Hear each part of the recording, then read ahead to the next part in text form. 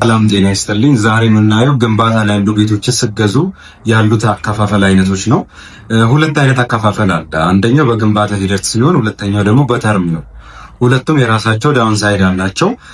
በግንባታ ሂደት ሲሆን ምንድነው ክፍያው አሁን እየተጀመረ ቢሆን ቤቱ አራተኛ ፎቅ ላይ ሲደርስ ሌላ ዙር ክፍያ፣ ስምንተኛ ሲደርስ ሶስተኛ ዙር ክፍያ እያለ ይቀጥላል። እሱ ዳውንሳይዱ ምንድነው ሪል ስቴቱ ግንባታውን ካፋጠነው በዛው ልክ ክፍያችሁንም ቶሎ ቶሎ ነው የምትከፍሉት ማለት ነው። ያው ካሽ እጃችሁ ላይ ከሌለ ይሄ ችግር ይሆናል፣ ግን ቤቱ እየተሰራ ነው። ሁለተኛው ደግሞ በተርም ነው። በተርም ሲሆን በየአራት ወሩ ከተስማማችሁ በየአራት ወሩ ያን ክፍያ ትከፍሉታላችሁ ማለት ነው።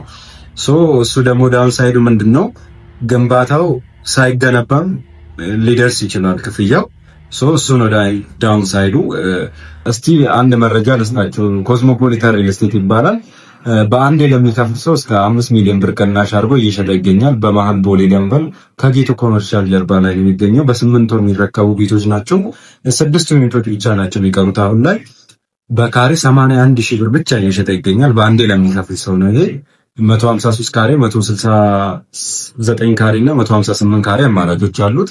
169 ካሬ ባለ ሁለትም ባለ ሶስትም መሆን ይችላል። ሌሎቹ ባለ ሁለት ናቸው። ለበለጠ መረጃ ታች ባለው ስልክ ቁጥር ይደውሉ።